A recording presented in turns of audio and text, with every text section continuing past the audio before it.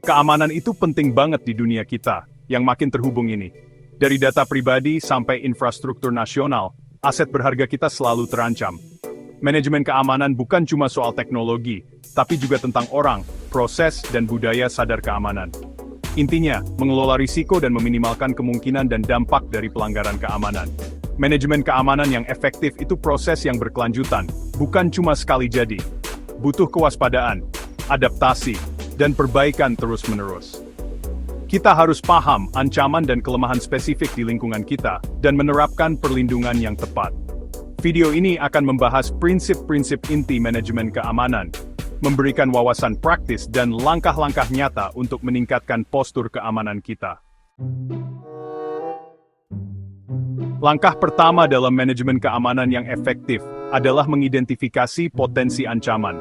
Ancaman bisa dari internal atau eksternal, disengaja atau tidak disengaja. Macam-macam ancamannya, mulai dari hacker jahat sampai bencana alam, dari karyawan yang nggak puas sampai kegagalan sistem. Memahami lanskap ancaman itu penting banget untuk mengembangkan langkah-langkah keamanan yang efektif. Identifikasi ancaman melibatkan riset tentang vektor serangan umum, analisis tren industri, dan memahami motivasi dan kemampuan calon penyerang. Kita harus berpikir seperti penyerang, mengantisipasi langkah mereka, dan bersiap untuk hal yang tidak terduga.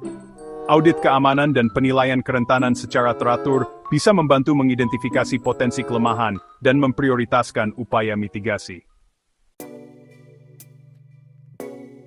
Setelah paham ancamannya, kita perlu identifikasi kelemahan kita. Kerentanan adalah kelemahan yang bisa dieksploitasi oleh ancaman untuk mendapatkan akses yang nggak sah atau menyebabkan kerugian. Kerentanan bisa ada di sistem, proses, atau bahkan budaya organisasi kita. Melakukan penilaian kerentanan secara teratur itu penting banget.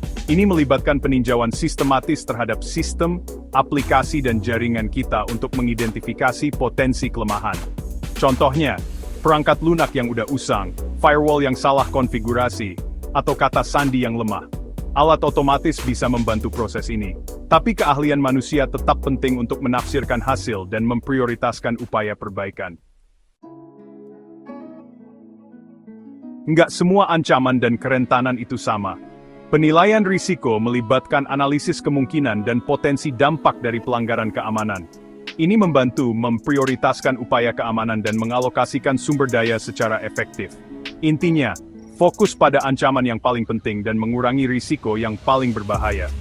Penilaian risiko bukan cuma sekali jalan, ini proses berkelanjutan yang perlu ditinjau ulang secara teratur, karena ancaman baru muncul, kerentanan ditemukan, dan lingkungan bisnis kita berubah.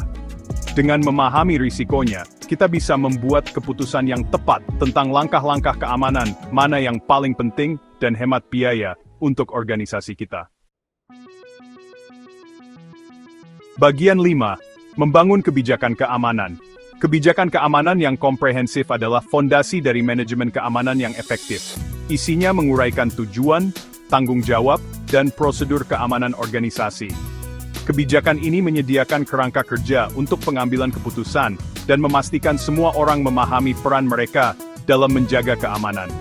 Kebijakan keamanan yang baik harus membahas area-area utama seperti penggunaan sumber daya perusahaan yang dapat diterima, manajemen kata sandi, perlindungan data, respons insiden, dan keamanan fisik. Harus ditulis dengan jelas, mudah diakses, dan ditinjau serta diperbarui secara berkala untuk mencerminkan ancaman dan teknologi yang terus berkembang. Bagian 6. Menerapkan langkah-langkah keamanan. Setelah kita paham betul tentang ancaman, kerentanan, dan risiko, serta punya kebijakan keamanan yang komprehensif, kita bisa mulai menerapkan langkah-langkah keamanan spesifik. Langkah-langkah ini harus disesuaikan dengan kebutuhan dan selera risiko organisasi kita. Langkah-langkah keamanan bisa mencakup berbagai kontrol teknis dan organisasional. Kontrol teknis, misalnya firewall, sistem deteksi intrusi, perangkat lunak antivirus, dan enkripsi. Kontrol organisasional, misalnya pelatihan kesadaran keamanan, pemeriksaan latar belakang, kebijakan kontrol akses, dan prosedur pencadangan dan pemulihan data. Bagian 7. Pelatihan kesadaran keamanan. Teknologi saja nggak bisa menjamin keamanan. Kesalahan manusia tetap jadi faktor penting dalam banyak pelanggaran keamanan. Pelatihan kesadaran keamanan penting untuk mengedukasi karyawan tentang potensi ancaman, praktik komputasi yang aman, dan peran mereka dalam menjaga lingkungan yang aman. Pelatihan kesadaran keamanan yang efektif harus menarik, relevan, dan berkelanjutan. Harus mencakup topik-topik seperti keamanan kata sandi, penipuan phishing, rekayasa sosial, keamanan perangkat seluler, dan pentingnya melaporkan aktivitas yang mencurigakan.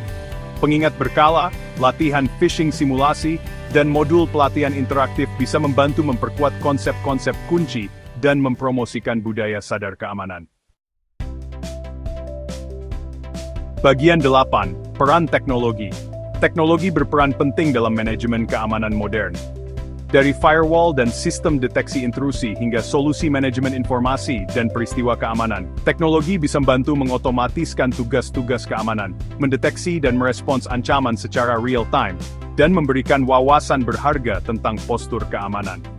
Tapi, penting untuk diingat kalau teknologi bukan solusi ajaib. Penting untuk memilih alat yang tepat untuk kebutuhan kita, menerapkannya dengan benar, dan memperbaruinya. Solusi keamanan harus terintegrasi dan bekerja sama dengan mulus untuk memberikan perlindungan yang komprehensif. Bagian 9. Selalu selangkah lebih maju. Lanskap ancaman terus berkembang. Ancaman baru muncul setiap hari, dan penyerang semakin canggih. Untuk selalu selangkah lebih maju, dibutuhkan pembelajaran, adaptasi, dan peningkatan yang berkelanjutan. Ini termasuk tetap mendapat informasi tentang ancaman dan kerentanan yang muncul, meninjau dan memperbarui kebijakan dan prosedur keamanan secara berkala, berinvestasi dalam pelatihan kesadaran keamanan yang berkelanjutan, dan mengadopsi pendekatan proaktif terhadap manajemen keamanan.